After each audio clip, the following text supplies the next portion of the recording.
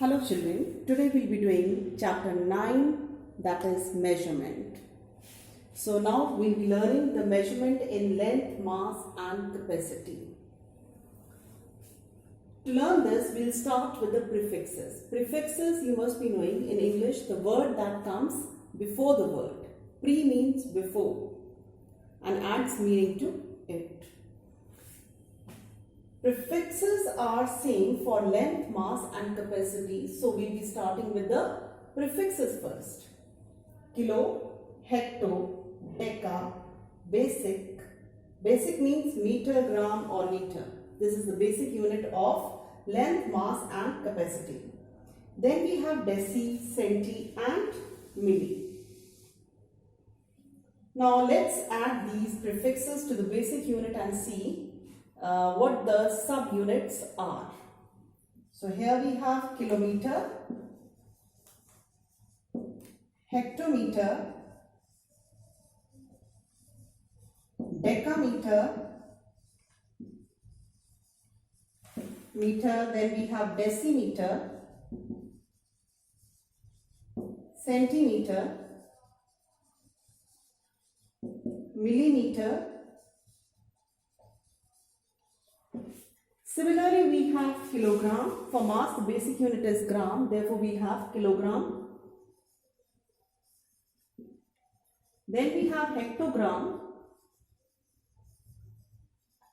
decagram. Gram is the basic unit. Then we have decigram, centigram and milligram. Then kiloliter, since the basic unit of capacity is liter, we have kiloliter, hectoliter, decaliter, liter, deciliter, centiliter and milliliter. Now looking at this chart, you must be thinking that if we learn the prefixes, it will be easy for us to learn all the subunits. Therefore, our focus will be on this: kilo, hecto, deca, basic, deci, centi, milli. Though it is easy to remember, there is a mnemonic also. King Henry, that is starting with the first letter.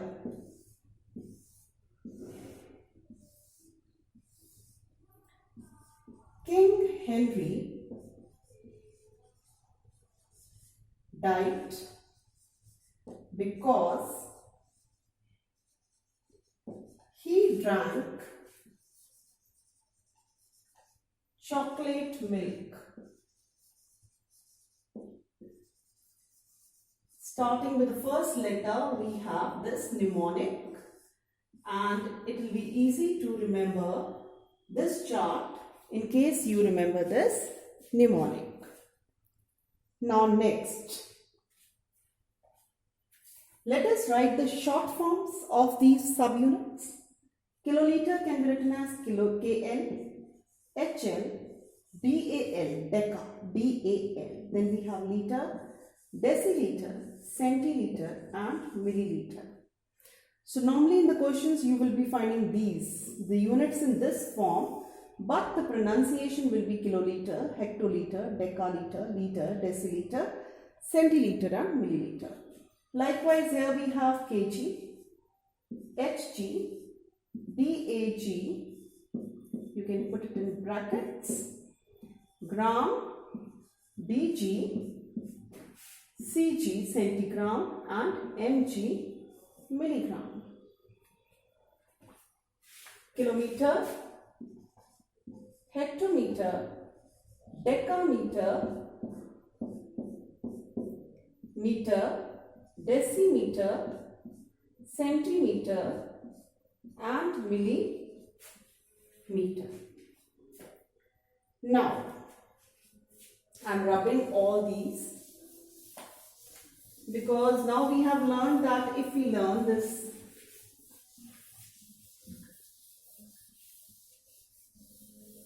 if we learn one type of subunit, we can remember all the others. Now, these units are in the decreasing order. The topmost is the biggest one. Kilometer is the biggest of all, and the lowers are less by 10 times. 10 times each, or we can say that kilometer multiplied by 10 gives us hectometer. Hectometer multiplied by 10 gives us decameter. This decameter multiplied by 10 gives us meter, and so on. Now I am rubbing this also. Now I am writing the unit of mass. kg, hg, dag, g, dg, cg and mg. Now I want to write kg in terms of all other units. So what do? I'll put 1 at kg and zeros at all other places. Now let us write 1 kg is equal to how many hectogram? 10. 1 kg is equal to how many decagram? Up to this point, what does it become? 100. 100 decagram. 1 kg is equal to how many grams? 3 zeros, 1000 grams.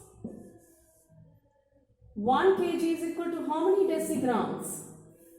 1 and 4 zeros, 10,000 grams. Decigrams. 1 kg is equal to 1 lakh centigrams, and 1 kg is equal to 10 lakhs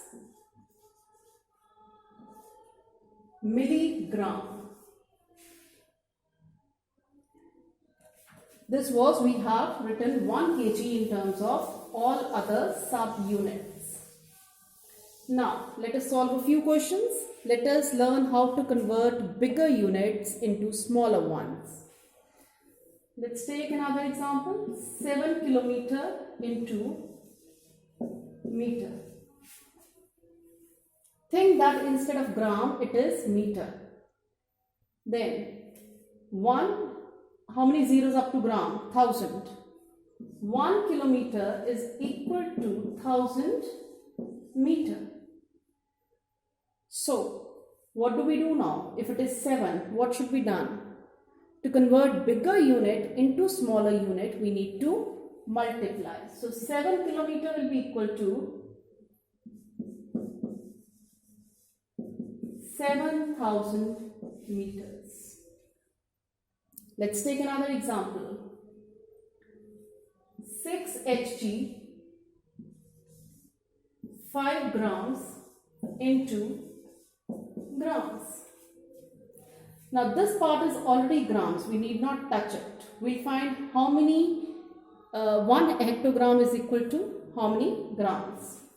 So it is 100. 1 hectogram is equal to 100 grams. Therefore 6 hectogram will be equal to 6 into 100, 600 grams. Therefore 600 plus 5, or we can do it in a simple line also. Since we have found that 1 Hg is equal to 100 grams, we can simply do 6 into 100 plus 5 is equal to 600 plus 5, that is 605 grams. Let's take another example. 8 decaliter,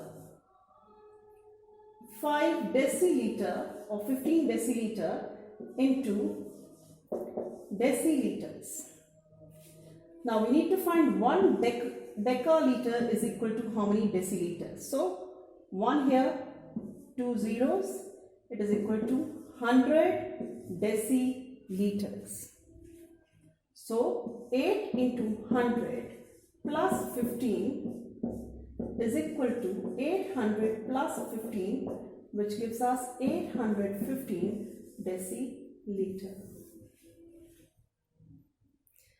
Now there is another method in which we can convert these units into the other unit. What is it? Let's learn that also. In that, we will be drawing the chart in horizontal form like this. So starting with, if it is decaliter, so we'll kiloliter, hectoliter, decaliter, liter, deciliter, milliliter, centiliter, and then we have milliliter. Now we have 8 decaliters, 15 deciliters, 15. This 5 will come in deciliter column and 1 will come in the column before it. Now we have to convert it into deciliters. So we will start from here. Since there are no numbers, we can put zeros at the back. We can even put zeros at the back. But we need units from decaliter to deciliter only. So 815, we can simply write 815, the last number which is in the deciliter column, along with the unit. Let's take another example.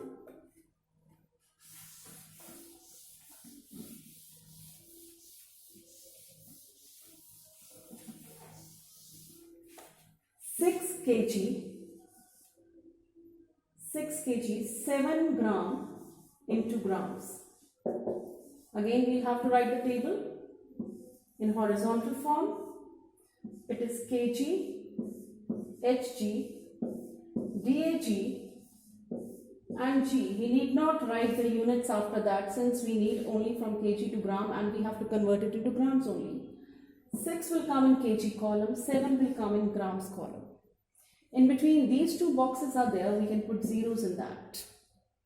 So we need to write the numbers starting from the first one to the last, which lies in the box of gram. And with the last number, the unit will also come. So it is simply equal to 6,007 gram.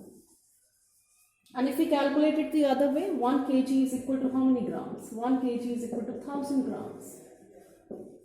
So 6 into 1000 plus 7 gives 6000 plus 7, which is equal to 6007 grams. This is the answer. Both the methods are equally valid and you can choose any of the methods.